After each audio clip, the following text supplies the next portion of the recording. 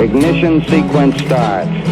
6, 5, 4, 3, 2, 1, 0. Liftoff. We have a liftoff.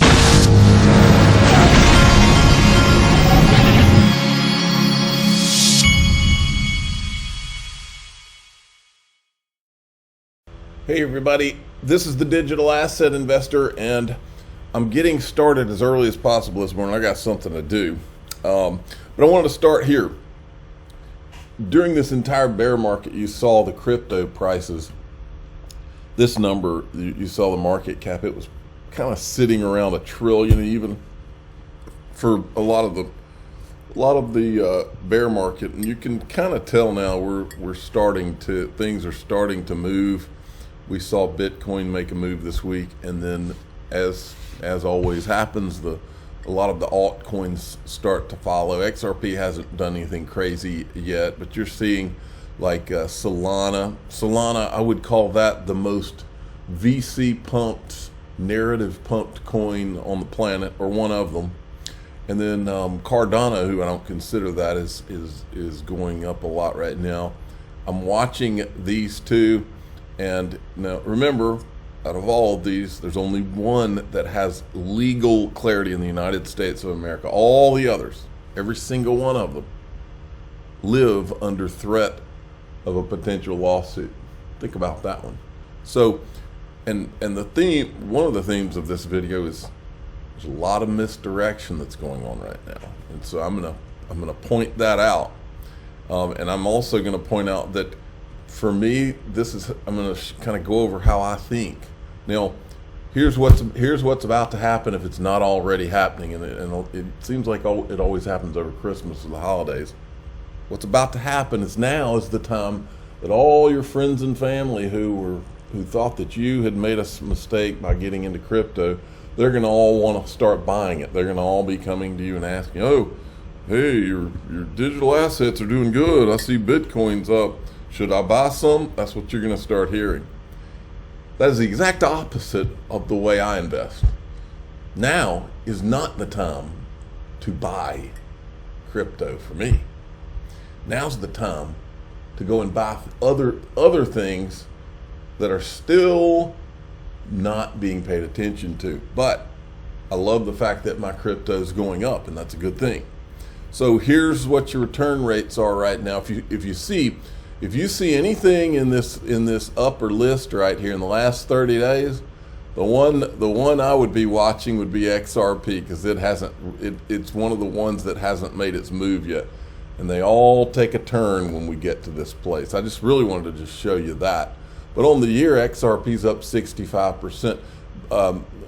Bitcoin is up 151%, but it's completely a pumped narrative. If CNBC was talking about an XRP ETF imminent every day, then it wouldn't be 151%.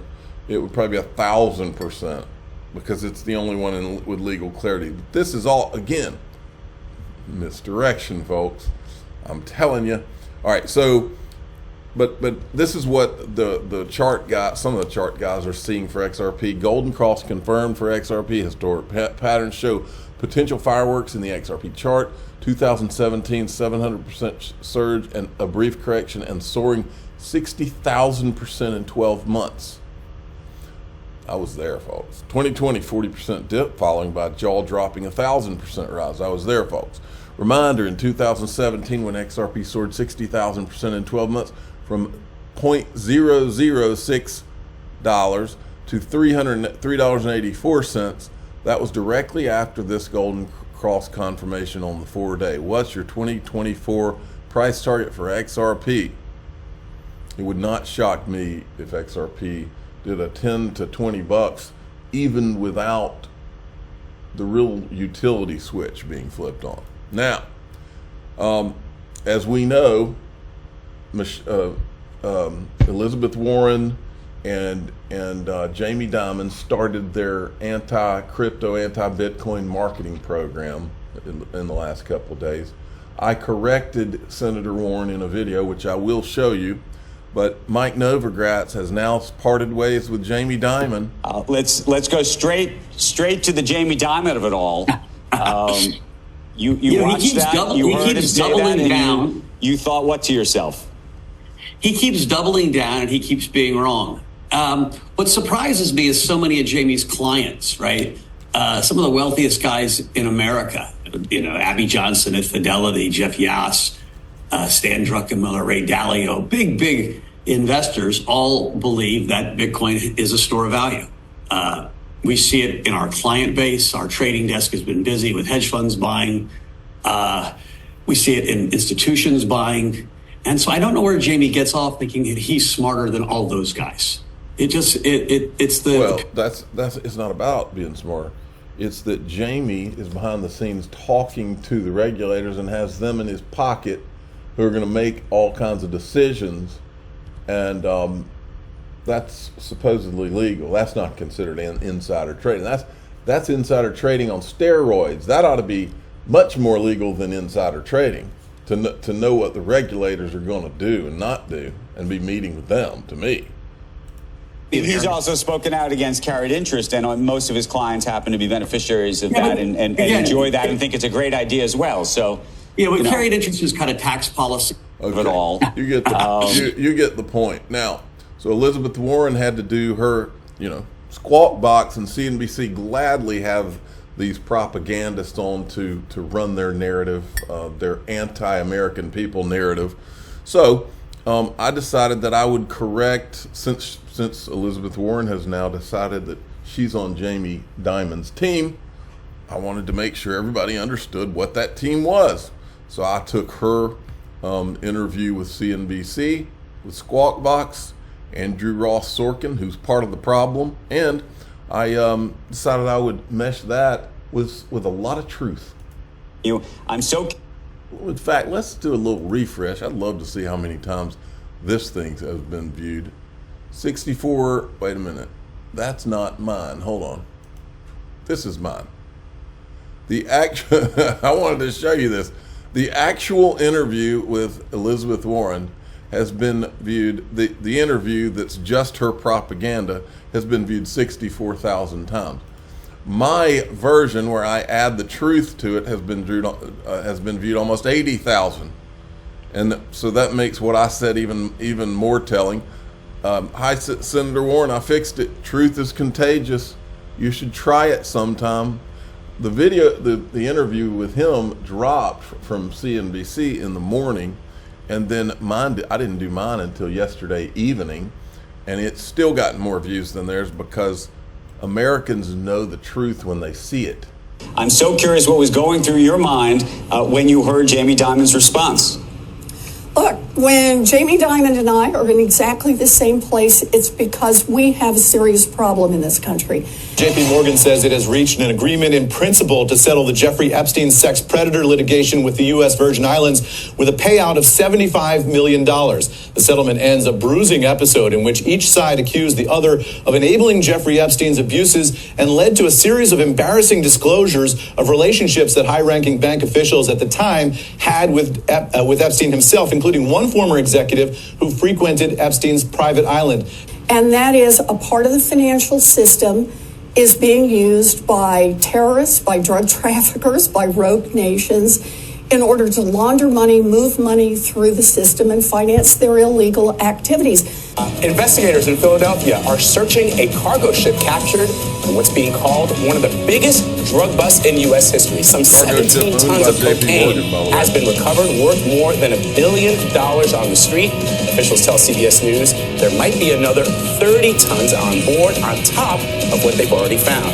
And when I asked the question, should the rules that apply to their banks, and by the way, also apply to stockbrokers and gold traders and credit card companies and credit unions. Quarters is that this has been going on for about 8 years, in which these traders, they specifically, we're clearly kind of talking about JP Morgan here. I mean, the names that we have in the story do refer to these JP Morgan executives. They had been spoofing the market for the better part of 8 years, and silver, gold, platinum, palladium, I mean, all of the precious metals. What I'm talking about is the part of the system that makes sure that banks are not being used for terrorist financing, for example.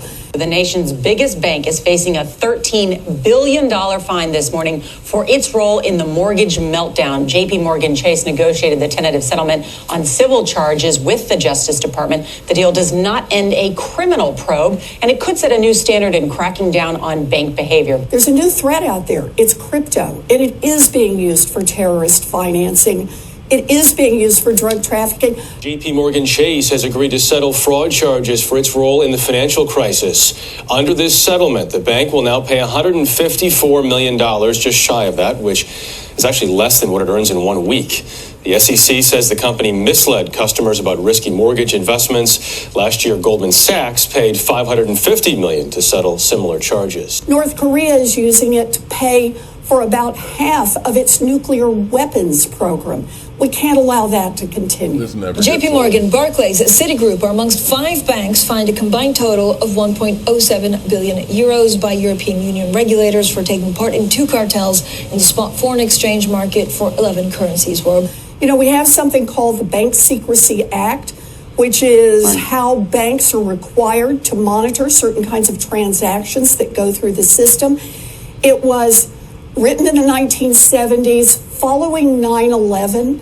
The law enforcement folks went back, looked at what had happened, figured out how the financing had made it through the system, and that's the last time that Congress updated the Bank Secrecy Act. What we need to do is we need to update it again because there's a new threat out there. JP Morgan Chase has officially settled with federal authorities over criminal charges that the bank ignored warning signs of Bernard Madoff's $65 billion Ponzi scheme.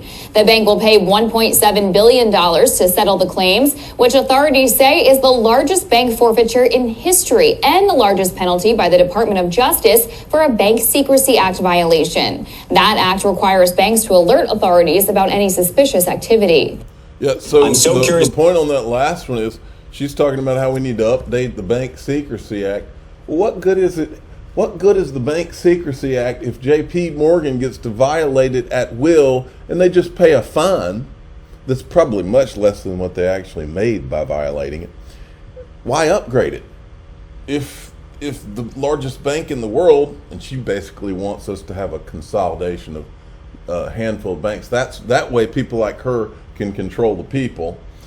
But if they don't pay any attention to the laws that exist and they just get a slap on the wrist, then why make the law any better or different? What difference does it make? It doesn't. That's the whole point. That's not what this is about. This is about a narrative, and I often wonder how these people look at their children. Of course, their children are going to turn out to be pieces of crap just like them. That's what the answer is, unfortunately, because people like these kind of people that are so dishonest are the ones turning them out. Jamie Dimon says crypto should be shut down, but invests in Consensus just 4 months after the SEC sued Brad Garlinghouse, Chris Larson, Ripple from Cowboy Crypto, who is the official cowboy of the Digital Asset Investor channel, by the way. JP Morgan has also invested in iCapital Network, which is a fintech platform, and he's retweeting John Deaton's tweet down here. If you ever doubted that Jamie Dimon and Elizabeth Warren sleep in the same bed, you know now. Warren wants there to exist 5 banks that help the government control you and your money in every possible way. That's what they're trying to do, folks, and this has everything to do with crypto because they want to consolidate all of the power within these banks. That people like Elizabeth Warren want to get a CBDC for the purpose of controlling you. She's fine with that. Remember, all of these people are fine, all the bad guys are fine with a CBDC for control. Yeah, they love that. That kind of crypto they can get behind. Now, the distraction, folks, what are they doing? And while the crypto prices are surging, okay, that's not what I'm looking at. While the crypto prices are surging, I'm looking to see what great things that I like to buy are prices down on. So right now, I'm staring at gold. Listen to what Andy Shackman from Miles Franklin, who is one of my sponsors, says. Listen to this. If the biggest, most sophisticated money in the world could care less about the price of gold and silver and continues to accumulate it and remove counterparty risk by taking it back, repatriating it from what were traditionally the stores or the places to keep it, because it was the exchange. So keep it at the New York Fed where it's safe and you can trade on the NYMEX or the COMEX. Keep it at the Bank of England and trade on the LBMA. They said, no, well, thank you very much. We'll take possession of it ourselves. And so repatriation and massive accumulation by the largest, most sophisticated, well-funded, and well-informed money in the world is all you need to know. We are all being misdirected.